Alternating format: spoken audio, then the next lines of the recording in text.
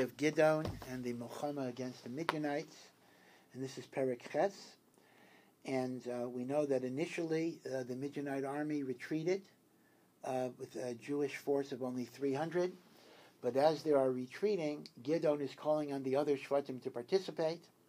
And in particular, he called upon the Bnei Ephraim to capture Orev and Ze'ev, which they did. And Orev and Ze'ev were decapitated, and their heads were brought to Gidon. So, interestingly enough, the Bnei Ephraim now have a complaint against Gidon. Vayomru elav ish Ephraim, ma hadavar hazeh asisa lanu, levilti koros lanu, ki halachta lilachem b'midyan, v'yariven ito b'chazka. This is a very unique type of complaint.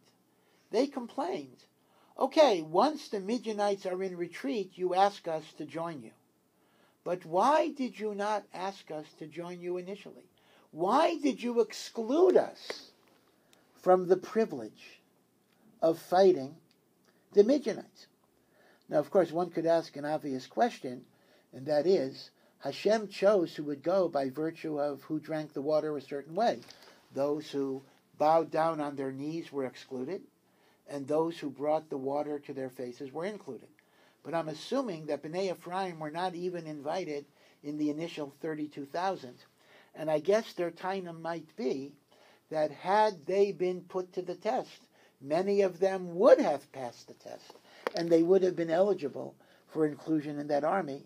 And they feel it was a slight that they were not asked to participate until the Midianites are already in flight and have essentially surrendered. And Gidon flatters them, and Gidon gives them chizuk, and Gidon says that although you joined after the Midianites are retreating, your role is extremely important. Vayomer aleim, Gidon said to them, Ma sisi atakachem. What did I do that's as great as what you did? What you did is even greater. Halo tov ololos Ephraim, mi b'tzir Aviezer. Behold, the undeveloped little grapes from Ephraim are more precious than even the big harvest of grapes from the family of Aviezer. Aviezer is a subclan of Menashe that Gidon is from. Meaning, what you did is much better than what I did. Biyadchem nasan elokim esarei Midyan. It was in your hands that the fearsome generals of Midyan were delivered. As Orev v'Yesev, I didn't do it. Uma yecholti aseis kachem. And what could I do that is as great as what you did? So you came later, but your accomplishment is much greater than my accomplishment. I got the Midianites to retreat, but they can come back the next day. But you took away their leadership. That destroys them. And the pasuk says that because of Gidon's conciliatory words, Uz Ravsa Rucham Me'alav, their agitated, angry spirit turned away from him, B'dabro Hadavar Hazeh, when he said these words. Again, it's reminiscent of the Eitzah of Shlomo HaMelech in the book of Mishlei, Maneh Rach Yashuv Chema, a soft, gentle answer will turn away anger. And that was Gidon's Hatzlacha with the Bnei Ephraim. Remember this because we're going to see a little later on that another Shofet had a very, very similar argument. He responded very harshly, and that resulted in civil war and bloodshed, the opposite of Gidon. So now, Gidon, V'yavo Gidon Yardena, Overhu Shlosh Meos Isha Sherito Ayefim V'Reitvim. So now, they were already in the East Yarden, now they're crossing back to the west. He and his 300 people. Ayefim, they are very, very tired. V'Reitvim, because they had been pursuing the enemy. Vayomer li'anshe Sukkos. So one of the first towns he got as he crossed the Yarden was Sukkos. Remember, this is where Yaakov Avinu built booths for his animals when he returned to Eretz Yisrael. And he asked the Anshe Sukkos, Tanu na kikreis lechem li'am asher b'raglai. Could you please give bread, give us some food for my soldiers, my 300 men? Ayefimheim. They are very tired, and we're still working because yes, we got the generals, Orev and Ze'ev, but now we want to get the Midianite kings. Anochi rodef acharei zevach v'tzalmuna malchei Midian. So the people of Sukkot, or at least the important officials of Sukkot, were very cruel and callous. And they basically said, what have you done for me lately? Vayomer Sarei Sukkos. Hakaf Zevach v'Tzalmuna ata biyadecha? Have you already captured Zevach v'Tzalmuna? You haven't done it yet. Talk is cheap. Why should we help you if you have not yet succeeded? Of course, ignoring all the other successes. Ki niten l'Zevach halachem. We should give your army bread when you haven't yet captured Zevach v'Tzalmuna? So they refused. Vayomer Gideon, and Gideon said to them, Lochein, therefore, b'seis Hashem es zevach v'salmuna biyadi.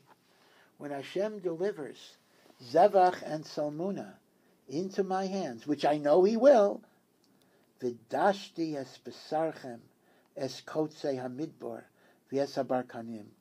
I will thresh your flesh with the wild thorns and thistles that grow in the desert. Again, Gideon is their shofet. The shofet is like a melech. If one refuses to listen to the orders of the shofet, they are chayav misa. Gideon has the right to kill them. And Gideon is saying, I will give you a very, very painful death. Again, sometimes difficult to understand. I will run thorns across your flesh. And then Gideon went to another location, which is also famous, Vayal Misham Penuel. He went to Penuel. Now again, Penuel is actually where Yaakov Avinu met the angel of Esav that he fought. And he said, Penuel, Ra'isi Elokim, Panim El Panim, I saw God face to face. A holy spot. So both Sukkos and Penuel, or Peniel, that's the same thing, it's just a variant, are places connected to Yaakov Avinu. And Gideon goes to Penuel, v'yidaber elam gazais, and he asks for food. Vayanu oso anshe Penuel, kasher anu anshe Sukkos. And the people of Penuel gave the same dismissive answer as the people of Sukkos. Vayomer gam lianshe Penuel lemor, and he said to the people of Penuel, b'shuvi b'shalom, when I come back in peace, et tots et samigdol hazeh, I will destroy your fortifications. Now again, it's important to note that in the case of Sukkot, it was the Sorei Sukkot that refused to give them food, and there was no communication from the regular people. When it comes to Penuel, it is all of the Anshe Penuel. And another difference is, with the Sorei Sukkot, he basically says he's going to torture them. With the Penuel, he says, I'm going to destroy your tower, but it does not say anything about killing them. We'll come back to these differences when Gideon comes back. So, at this point, they don't have food, but they're going to look for Zevach and Salmuna, and the Pasuk says, V'Zevach with Salmuna b'Karkor. Zevach and Salmuna are in the town of Karkor, Machanei Mimam, and they still have an army, Chameshes Asar Elef, 15,000 people. So it's still the 300 against the 15,000 people. These are the survivors of the camp of the Bnei Kedem. Hanaiflim, the casualties. Meya v'esrim elef ish olef cherev. 120,000 sword fighters have died, but there's 15,000 left. Vayal Gidon derech hashchunei bialim mikedem l'noichach v'yagbaha. And Gidon went through the pathways of the Bedouins who dwelt east of Nofach and Yagbaha. Remember, Gidon is now in the east of the Yarden. He crossed the Yarden. Vayach es hamachaneh, and he smote the machaneh of Midian, 15,000, apparently with only his 300, a great miracle. V'hamachaneh haya betach, and the machaneh is now secure. Vayanusu Zevach with Salmuna, Zevach and Salmuna escape from the massacre. Vayirdav achareim, and Gidon's army is running after them. Vayilko Shnei Malchei Midyan, and the two Midianite kings, Zevach and Salmuna, were captured. V'chol hamachaneh hicharid, and all of the machaneh,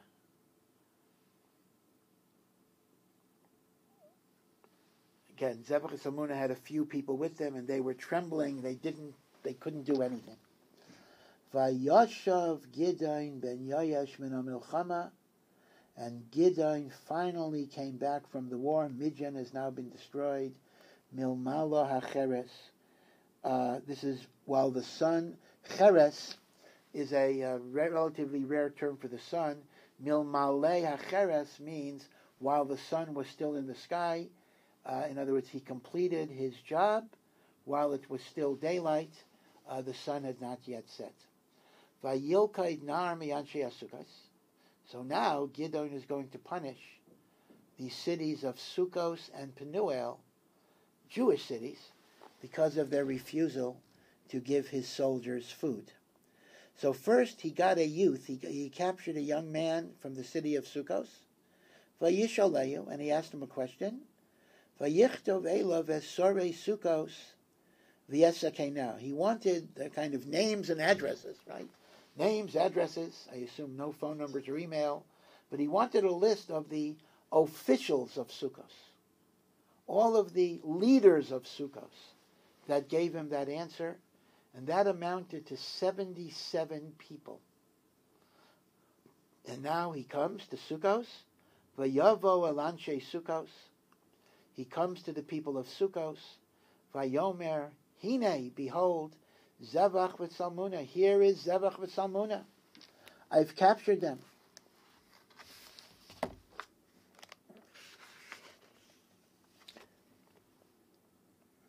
Asher chayraftim osi lemor.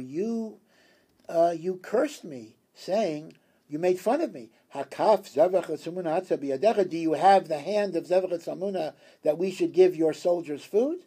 Behold, I have them. And, as Gidon said, Vayikach es ziknei ho'ir v'es kaitzei amidbar v'esapar kanim. He assembled the 77 elders of the city. He took the thorns and thistles that grew wild in the desert. Vayayda bahem es anshe Sukkos. And he made known to the anshe Sukkos the punishment that he said he would bring upon them. Interestingly enough, it's not entirely clear. Is this something that killed them? Meaning, did they die from this, or was this just like a punishment? It's not so pashut. But again, it was only a punishment to the sarim and not to everybody. Now, he then goes to Penuel. Ves migdal Penuel natatz. He destroyed the towers and the fortifications of Penuel. But here it says, Vayaharog es anshe oir. And he killed out the city. They're chayav misa because they're morid b'malchus. Now, this was not a detail. In other words, when he initially talked to Penuel, he just said, I will destroy your tower. Apparently, that was understood that he was going to kill them. So now, he was ma'anesh, the zakanim, or the sorim of Sukkos, and he killed the anshe Penuel, and Zevach and Salmuna are still alive. So Vayomer el Zevach vel Salmuna. Gidon asked him another question. Eifo ha'anashim asher raktim b'tavor. We know that you personally ordered the murder of certain people in Mount Tabor. Where are those people? Or who do they look like? He wanted to get their identification. Vayomru, and Zevach and Salmuna said, Kamocha, kamohem. We killed people that looked just like you. Echad ketayir b'nei HaMelech. They had the image of princes, just as you are a prince. Vayomar. So Gidon then says, Achai b'nei imihem. You killed my brothers, or at least my half-brothers, who are the sons of my mother. Chai Hashem, I swear by the life of Hashem. Lu hechayisem osam, if you would not have killed my brothers, lo haragti eschem, I would not kill you. Again, a kasha that I'm not going to address. We don't have the time to fully address these questions, but at least I'll raise the question, and that is, when it came to Orev and Ze'ev, the generals, they were simply killed because they were enemies of the Jews, and they were dangerous, and they were like Rotfim, and they had to be taken out of commission. When it comes, however, to Zevach and Zevach and Salmuna, the kings of Midian, we see a very difficult thing. Gideon now says, I'm only killing you as a Goel Hadam, so to speak, because you killed my brothers. And Gideon even says, if you would not have killed my brothers, I would not kill you. But l'chayra, killing the Midianite kings should be justified because these two are dangerous to the Jewish people. But perhaps the cheshbon is that maybe keeping the kings alive, and in prison, under custody, so to speak, perhaps demoralizes the Midianites even more than killing the king. You kill a king, so you get another king. But if your king is subjugated, perhaps that would have been a better strategy, but Memela Gideon says, because you killed my brothers, I will kill you. And then we're given a detail here. Vayomer liYeser b'charo, Gideon said to Yeser, his firstborn, I'm giving you the mitzvah, kum harogosam, kill them. V'loi shalaf hanar charbo. But the boy was afraid. He had never killed anyone before, and he was afraid to kill the king of Midian. Maybe there'll be some retaliation. Loi shalaf hanar charbo. He did not remove his sword. Ki yorei, he was afraid. Ki odenu nar, he was still young. Vayomer Zevach with Salmuna, and Zevach and Salmuna both said to Gideon, Kuamatov Gabanu, you should kill us. Your son is not courageous enough. Ki keish kavuraso, as a person gets more mature, his strength and his courage gets greater as well. Vayakom Gideon, Vayarai Zevach v'es Salmuna. He killed those two kings. Vayikach es hasaharonim asher b'tzavrei gemalehem. Again, this was a custom that the camels that were ridden by royalty were decorated with crescent-shaped silver jewelry, similar to a crescent moon. So that is called saharonim, which comes from sahar, which is a word for levana. The saronim, meaning the crescent moon silver pendants that were hanging on the gemalim, which was a sign of royalty, Gideon took. And now Gideon is asked to be their leader, their shofet. Until now he was just the general. Now they want him to be the permanent leader. Vayimru ish Yisrael Gideon mishol banu gamata. Become our ruler, not only you, but your son afterwards. We want to make it hereditary, almost like a malchus. Gam bincha, gam ben bincha. Ki hoshatanu miyad Midian, you saved us from the Midianites. Vayomar aleim Gideon. But Gideon did not want to be a melech. He agreed to be a shofet, but he didn't want to create a dynasty. Lo emshel ani b'chem. I don't want to rule over you. V'lo yimshol b'ni b'chem, and I don't want my son to rule over you. Hashem yimshol b'chem. Only Hashem should be your king, similar to what Shmuel gave Musar to the people later when they asked for a king. However, Vayomer Leim Gideon, but Gideon did say this: I don't want to be your king, but I want to ask you for a favor. Eshalah mikem she'ela. I will ask you one request, usnuli, and you will give it to me. Ish nezem shilalo. Ki nizme zahav lahem, ki yishme'elim hem. That along with the Midianites were Bnei Yishmael, Arabs, and they used to wear gold earrings, and when they were defeated along with the Midianites, the Chayalim took the Nizme Azahav. So Gideon said, he wanted those nizamim as a sign of the nitzachon against the Midianites and the Bnei Yishmael. Vayomru, nason niten, we will give it to you. Vayifrasu es hasimla, they spread out a cloth. Vayashlichu shama ish nezem shalalo, and everybody threw in their nizamim. Vayihi mishkal nizmei hazahav asher shoal, and the weight of the nizmei hazahav that he had requested was elef ushva meyozahav.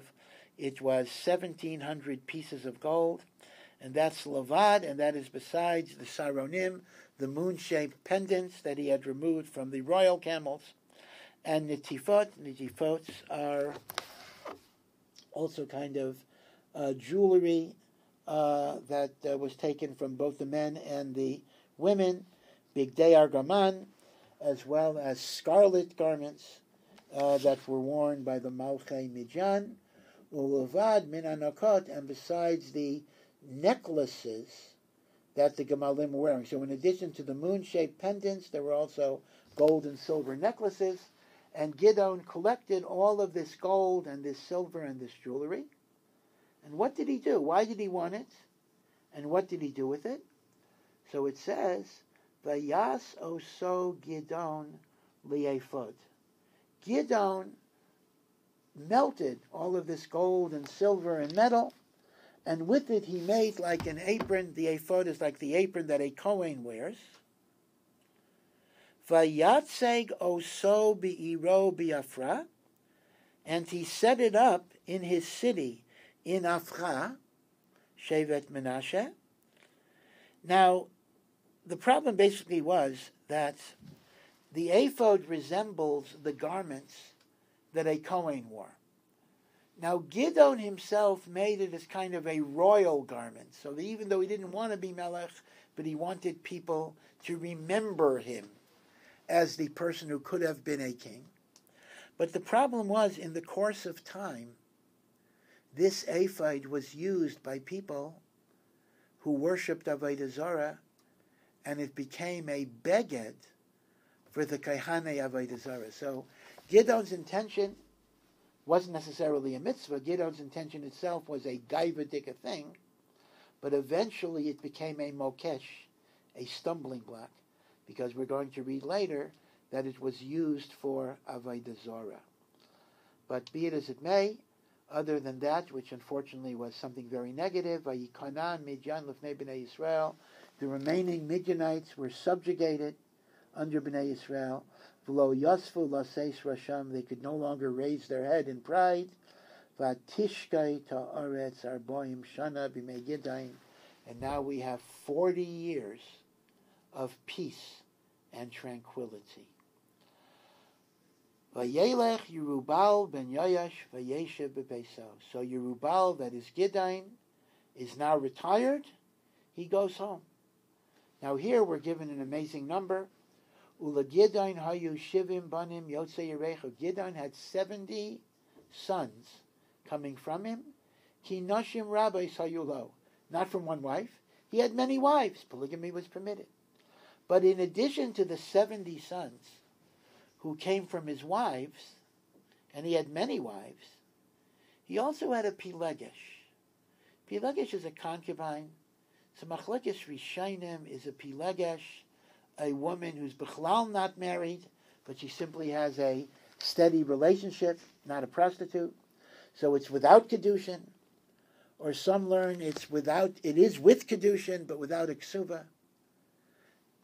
And also, according to most rishonim, a pilegesh is usher for a hedjite, but it might be a special heter only for a melech or a shofet that is a din of a melech. Whatever it is, Gideon had a pilegesh in Shechem, and he had a son from that pilegesh, and the name of that son was Avimelech. And we're going to see that Avimelech turns out to be a very, very despicable figure, a very big rasha. That's the next parak. But after describing his 70 sons, and Avimelech is the 71st, Vayamas Gideon ben Yoash b'seva teva. Gideon died in old age.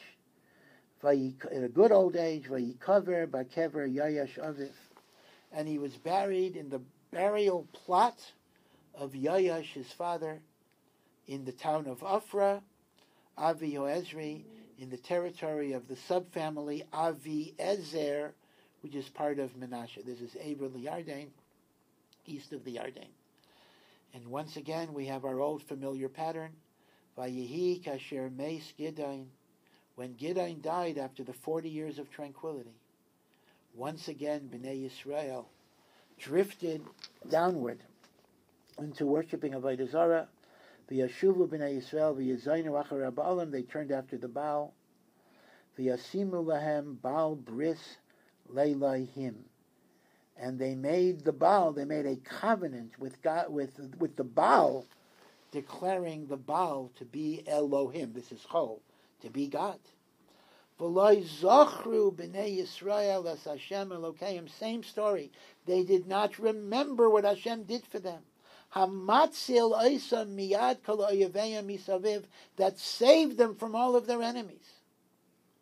So number one, they rejected God, and number two, they were not makir tov to Gideon's family. He had done so much for them. V'lo asu chesed im beis Yerubal Gideon k'chol ha'teva asher asa im Yisrael, and they did not do chesed and akaras hatov to the house of Gideon in recognition of all that he had done for Klal Yisrael. It's a very curious juxtaposition.